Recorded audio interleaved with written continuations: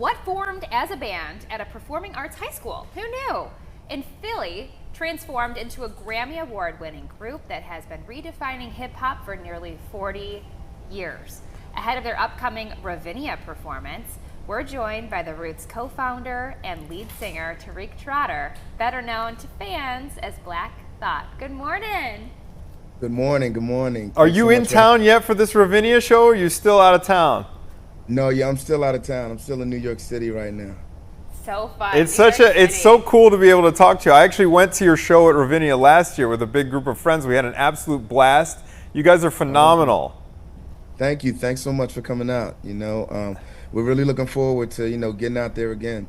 So you guys started in high school. Oh my goodness. What has this Yeah. music meant to you and this growth and the development of your band? It's been great, man. It's been a blessing to be able to share this level of brotherhood and camaraderie for as long as we have. Yeah, the Roots, Questlove, the drummer and musical director of the band, and I formed the Roots in 1987. That's unbelievable. And so many kind of younger people know you guys, the house band, on the Tonight Show. What do you think has caused the Roots to stand the test of time over all these decades? I think just, really musicianship and, just the arts education that we received as young folks. I think it's the sort of thing that nowadays we may take for granted. But, the arts education that we received is what really helped to shape the way we perceive the world. And I feel like once an artist, always an artist. So we've been able to just continually reinvent ourselves and to switch, to sort of go from medium to medium and strength to strength, So when you and Amir met Jimmy Fallon, you were already traveling the world with your music. How did life change from traveling and performing to Jimmy Fallon? Before we started working with Jimmy Fallon, at what would at that time be called the late night show with Jimmy Fallon, we were road warriors. So we were on the road probably, 200 and some odd days a year. Like, we would clock in lots of shows. That just completely changed drastically. It's been the polar opposite in that we're able to get out. And we still travel the world, and we do gigs. We're able to go out and keep up appearances in Chicago, but it has to happen on the weekend. Well, okay, so it's confined to the weekends. Will you talk about Ravinia as a venue and how that stacks up against other outdoor or indoor venues even that you play around the world? Well, Ravinia for me is one of my favorite venues in the country. I just really appreciate the way it's laid out. I think it's on par with some of my other favorites like Red Rocks in Colorado and like the Gorge up in Washington. I really in Hollywood Bowl too. What I appreciate is you're able to connect with almost everyone in the audience, from every vantage point. And from what I understand, that is by design. Also, from what I understand, the Ravinia Ravinia Festival is the oldest music festival in the country. I just found that out. I think it goes all the way back to like 1907 or something like that. 1904, I think. Yeah. It's crazy. I did a little bit of research, and maybe that's part of the connection. It's like we're the Roots. I have just an affinity for the foundation. Yeah, absolutely. So you mentioned being able to connect with the people who are watching you create this music. Yeah. What about Chicago? When you're here in the city, what are your go-to places? What do you have to do while you're in Chicago? First and foremost, if I'm in Chicago, I have to eat. I have to eat. I think Chicago and Philadelphia, where I'm from, and New York City and Boston and I think they're sister cities in many ways, but one of the ways in which they're super closely related, and definitely like the Philly Chicago connection is through food. Almost everything that exists in the Philadelphia food culture, like there's a Chicago version of. Yes. So yeah, that's like I'm a super foodie, and even if I arrive on the day of a gig, I'm definitely gonna find time to carve out and visit a restaurant or two. That's an interesting point you just made there, because everyone thinks of the cheesesteak when they think of your hometown. Right, And we've The got the beef. Italian beef here. Italian, Have yep. you tried the Italian beef? I have. And I how does have. it stack up against a Philly cheesesteak in your mind? I feel like it does stack up. I feel like it stacks up, and I think there's a traditional Philly cheesesteak, which is sort of like the standard, the golden standard. But then there's all these different variations, and some of the variations of the Philadelphia cheesesteak that I've developed an affinity for. In essence, are like they take on the identity of some of the other versions. You know what I mean? Like the Chicago Italian beef, or the New York City chopped cheese.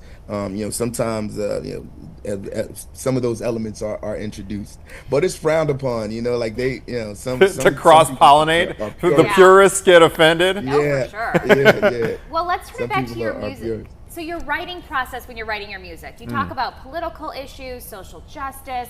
What is that like when you're developing a song? How do you find the words and what to talk about? Um, I think I've always sort of spoken to the moment in a way that I don't know, being present sort of compels me to speak to what's going on. So I think artists like, myself and my good brother Common, Yeah. who's represents Chicago super well. I think artists like us, we're cut from a certain cloth, and we've always just felt a certain level of responsibility to make a socio-political commentary. You know what I mean? So I think at this point it comes natural because it's all we've ever done. One thing that struck me during the show last year at Ravinia was just the level of musicianship of the band itself. I think my first exposure to you guys was you guys had a song called Section, Oh yeah, right? yeah. One of my friends put it on a mixtape for me way back in the day, and that was like my first exposure. So I always thought of you as like rappers, but how on the Tonight Show it feels like you guys can just play anything at any time on such short notice. It's like a short order chef. Yeah. They can just like cook up anything. Talent. How often do you guys rehearse, and how long did it take you guys to get to the point where you could be that versatile? Well, we rehearse every day, to answer your question. We rehearse, all of the ins and outs and sort of the musical little nuggets that you hear for sometimes 7 seconds or 8 or 9 seconds at a time. Yeah, we rehearse all that stuff, and I think the level of just sort of uniformity that we have, and just we're almost able to finish one another's thoughts. Oh, Just wow. because of the amount of time that we spend together. So yeah, it's second nature at this point. But like I said, we came out at a time where this level of musicality, and even the fact that we played live instruments presented a challenge. How Yeah. big You is know the what I mean? band? It was something that we had to overcome. How big's the I'm band? sorry. Oh, right now on stage we're about 12 people. Yeah, it's big. Caitlin, like, Wow. honestly, they would jam for minutes on end. It was so awesome. Black Thought, one more question for you before we let you go. Last year's show, it was incredible. What can folks expect this time around? It's not. Is it tomorrow or the next? It's Friday night, right? Yeah, Friday yeah. night. Friday night at Ravinia. You can expect, for us to continue to take the bar up from where we set it. You know what I mean? I think the bar has been established, and like folks know what they're getting and they know what to expect. But also you should expect some surprises. Love So it. fun. Love it. Have an awesome It's gonna time. be hot in Chicago. Thank you. Yeah, Ready for the exactly. heat. Loose Yeah. clothing on to pull stage. clothing. Hopefully they have fans Yeah, and air dress conditioners cool. for you guys. Have an awesome time. I wish I could make it Safe this year. I can't make it on travels. Friday night. Oh. Thank you so Have much. fun. Great to see you. Thank you so much. It's so cool to be able to talk to them Yeah. about their history. I wondered too. I didn't. I wonder if these musicians that write their own lyrics, if they journal. You know how he said he's living in Yeah. the moment, and Right. it really you have to like get those thoughts and those feelings out. I bet that they have just the most incredible journals. They have, I mean, and the fact that they have stayed, in the present and relevant for decades. Right. I mean, that very few bands can say that have stood Stand the test of time. And they all get along, obviously. 12 people. I mean, it's something else. So Yeah. Ravinia, you got to go to Ravinia. Now, have you been to Ravinia yet? Is it still on the list? You have to. We gotta go, Caitlin. I know. Maybe when my baby's a little bigger. Yeah, you Get know a what? You've got babysitter. your hands full. Well, he's one. Maybe when he's But, two and he's like, not going to choke, I'll let someone at watch the same him. time, I know what a challenge childcare can be as well. And like, I'm already planning. We're gonna go see Earth, Wind, and Fire at Ravinia in August.